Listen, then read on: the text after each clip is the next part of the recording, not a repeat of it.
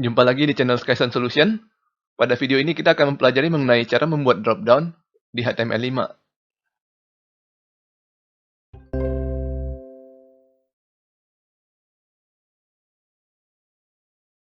Kita langsung mulai praktek coding ya.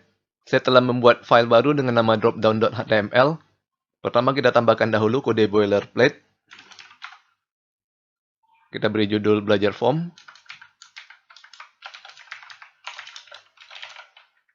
Lalu kita tambahkan header 1 dengan konten belajar form juga. Kita tambahkan tag form.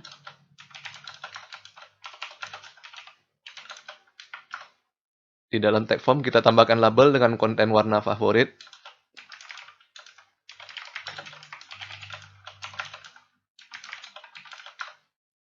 Kemudian kita tambahkan 2 buah tag BR. Dan terakhir kita buat input dengan type submit.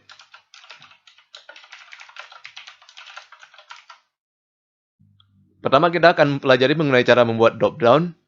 Drop-down bisa kita buat dengan menggunakan tag select. Sebagai contoh saya buatkan tag select di bawah label.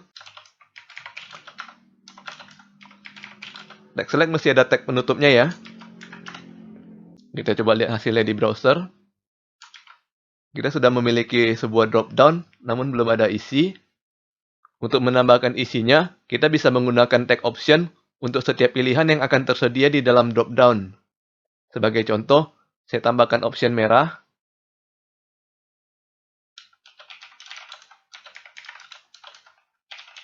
Option juga mesti menggunakan tag penutup. Kita copy dan kita ubah menjadi kuning dan hijau.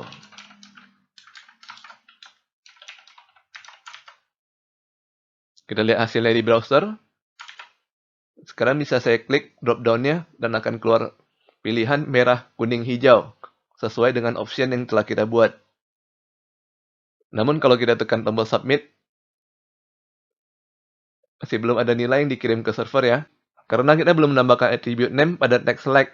Sekarang kita tambahkan attribute ID sama dengan warna. Dan name sama dengan warna. Dan pada label di atasnya kita tambahkan for sama dengan warna. Kita lihat hasilnya di browser. Sekarang kita bisa mengklik warna favorit dan browser akan mengarahkan fokus ke drop-down di sampingnya. Sekarang misalnya kita pilih warna kuning dan kita coba submit. Dan bisa lihat di sini.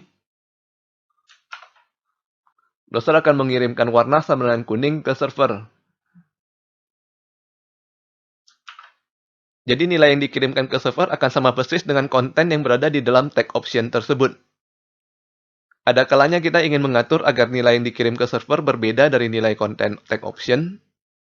Misalnya kita ingin agar nilai merah adalah 1, nilai kuning adalah 2, dan nilai hijau adalah 3. Maka kita bisa mengaturnya dengan cara menambahkan attribute value pada masing-masing option. Misalnya pada option merah kita tambahkan value sama dengan 1.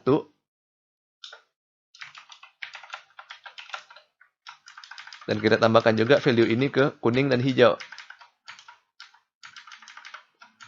Kita ganti value menjadi 2 untuk kuning dan 3 untuk hijau. Kita coba pada browser. Dan kita coba kirim warna kuning.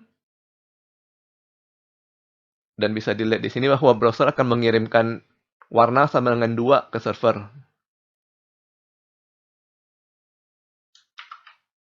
Jadi apabila kita menggunakan attribute value pada option, maka nilai yang akan dikirimkan ke server adalah nilai pada value. Apabila terdapat banyak pilihan di dalam drop-down, maka ada baiknya kita melakukan grouping agar pengunjung situs kita lebih mudah untuk memilih.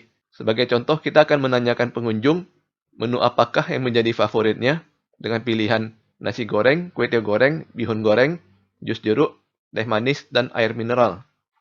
Dari ke-6 pilihan ini, kita akan membuat 2 buah grup, yaitu makanan dan minuman. Kita tambahkan dahulu label setelah form dengan atribut for sama dengan menu.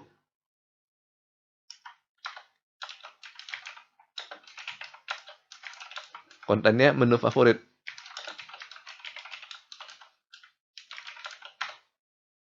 Lalu kita buat tag select baru. Kita tambahkan ID sama dengan menu. dan name sama dengan menu.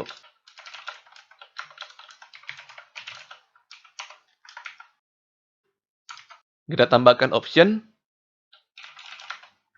Misalnya satu adalah nasi goreng, 2 kue tiaw goreng,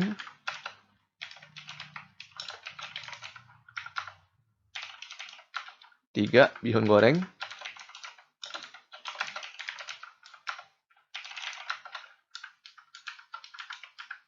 4 jus jeruk, 5 teh manis, dan yang terakhir 6 air mineral.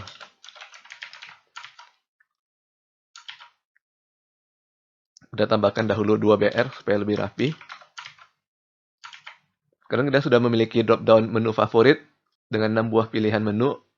Sekarang kita akan melakukan grouping, di mana 3 pilihan pertama adalah makanan, sedangkan 3 pilihan berikutnya adalah minuman.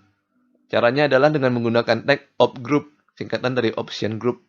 Setelah tag select, kita tambahkan op group pertama dengan label adalah makanan.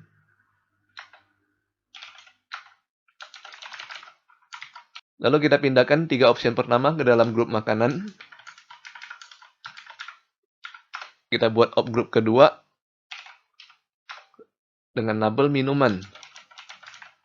Dan kita pindahkan lagi 3 opsi berikutnya ke dalam grup minuman.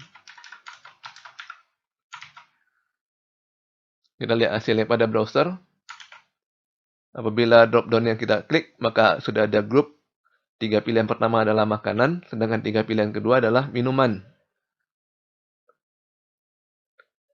Perhatikan di sini bahwa op group tidak bisa dipilih ya. Yang bisa dipilih hanya option saja. Dan kalau saya klik misalnya kue tiaw goreng, maka yang dikirim ke server adalah value dari kue tiaw goreng, yaitu angka 2.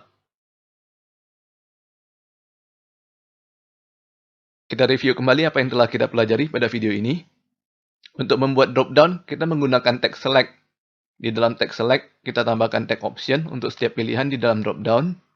Secara default, nilai yang akan dikirimkan ke server adalah sama dengan konten yang berada di dalam tag option. Apabila kita ingin agar nilai yang dikirimkan berbeda dari kontennya, maka kita bisa menambahkan attribute value ke dalam tag option. Ini adalah contoh sebuah drop-down di mana kita bisa memilih antara merah, kuning, atau hijau.